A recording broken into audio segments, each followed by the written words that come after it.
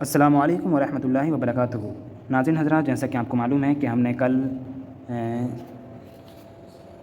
سب سے پہلا سبق پڑھا تھا، جس میں یہ بتایا گیا تھا کہ اللہ تبارک و تعالیٰ کے بارے میں کیسا عقیدہ رکھنا چاہیے، جو کہ ہمارے یوٹیوب چینل پر پوری ویڈیو پڑی ہوئی ہے، آپ دیکھ سکتے ہیں۔ تو آج یہ بتا رہے ہیں فرشتے، یعنی کہ فرشتے کیا چیز ہیں۔ آج یہ پورا فرشتے کے بارے میں بتائیں گے۔ جسے تھوڑی بھی اردو آتی ہو وہ ضرور اس ویڈیو کو دیکھیں، کیونکہ اس میں زیادہ کوئی خاص بات نہیں ہے۔ میں نے اسی لیے چالو کی ہے تاکہ جو لوگ تھوڑی بہت اردو پڑھنا جانتے ہیں وہ اپنے مسائل بھی سیکھ لیں اور اردو بھی آرام سے پڑھ سکتے ہیں۔ جیسا کہ میں روز آپ کو بتاؤں گا کس طریقے سے کون سا پڑھنا چاہیے۔ ٹھیک ہے، شروع کرتے ہیں۔ اعوذ باللہ من الشیطان الرجیم، بسم اللہ الرحمن الرحیم۔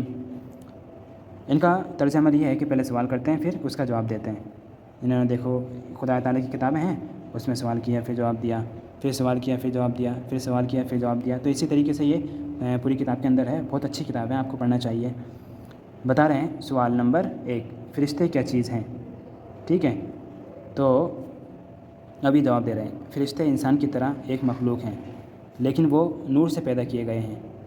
ٹھیک ہے، انسان مٹی سے پیدا کیا گیا ہے اور فرشتوں کو اللہ تبارک و تعالیٰ نے نور سے یعنی کہ روشنی سے پیدا کیا، لیکن وہ نور سے پیدا کیے گئے ہیں۔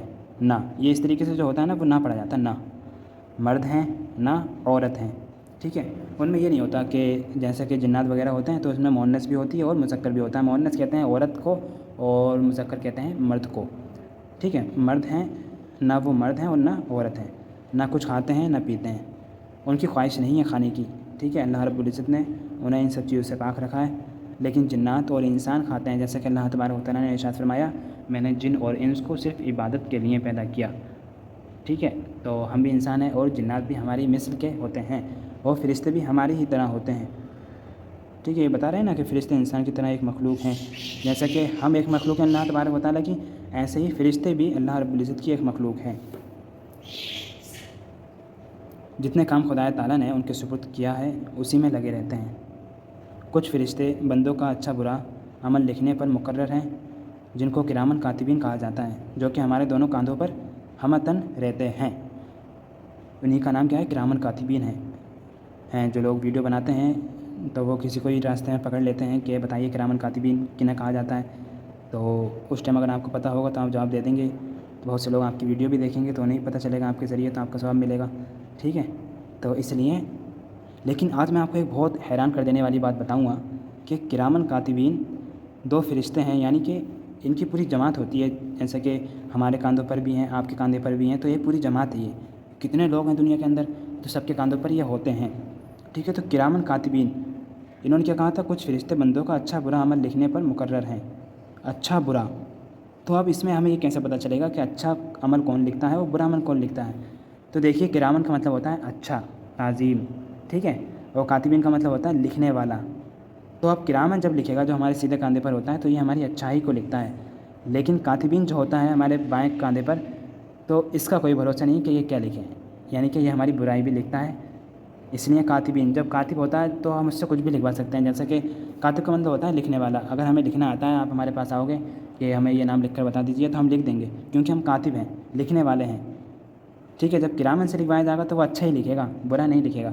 تو آپ اچھے عمل کرو گے تو کرامن لکھتے ہیں، اور برے عمل کرتے ہو تو کاتبین لکھتے ہیں۔ یہ بہت اچھی بات ہے آپ کے لیے، شاید کہ آپ نے اس سے پہلے کبھی نہ سنی ہو۔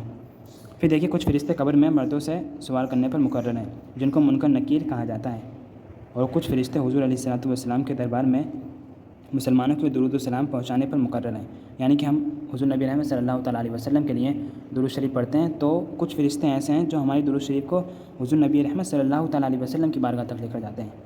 ٹھیک ہے، پھر بتایا انہوں نے ان کے علاوہ اور بھی بہت سے کام ہیں جو فرشتے انجام دیتے رہتے ہیں، ان میں 4 فرشتے بہت مشہور ہیں۔ ویسے تو اللہ تبارک و تعالیٰ کی یہ مخلوق بہت زیادہ ہے، لیکن 4 فرشتے، ان سب میں افضل فرشتے جو ہیں ان کے نام کیا ہیں میں آپ کو بتا رہا ہوں، اور ان کے کام کیا ہیں وہ بھی آپ کو بتاؤں گا۔ اول، حضرت جبرائیل علیہ الصلوۃ والسلام، جو اللہ تعالیٰ کے احکام پیغمبروں تک پہنچاتے ہیں۔ پیغمبر بولتے ہیں یعنی کہ اللہ رب العزت نے جنہیں دنیا کے اندر بھیجا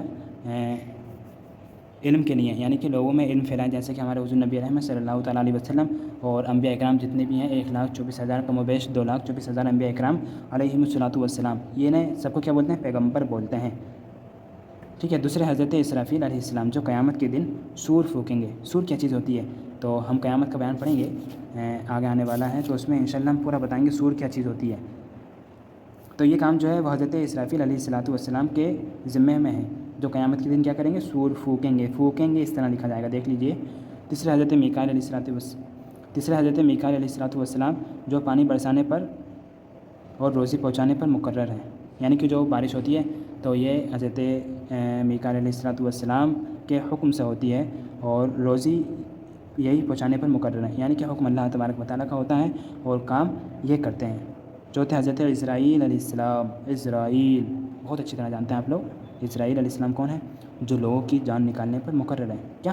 جو لوگوں کی جان نکالنے پر مقرر ہیں، یعنی کہ لوگوں کی روح کھینچتے ہیں، لوگوں کی جان نکالتے ہیں۔ جو شخص یہ کہے فرشتہ کوئی چیز نہیں، یا یہ کہے کہ فرشتہ نیکی کی قوت کا نام ہے، تو وہ کافر ہے۔ اس لیے آپ کے لیے ضروری ہے کہ آپ علم دین سیکھیں، اتنا سیکھیں کہ آپ کے جو مسائل ہیں روزمرہ کے وہ آپ حل کر سکیں۔ تو ہمارے چینل کو سبسکرائب ضرور کر لیں، اور اس ویڈیو کو زیادہ سے زیادہ شیئر کریں، تاکہ ہر مسلمان آپ کی وجہ سے علم دین سیکھ جائیں۔ ٹھیک ہے، پھر ملتے ہیں اگلی ویڈیو میں۔ السلام علیکم ورحمۃ اللہ وبرکاتہ۔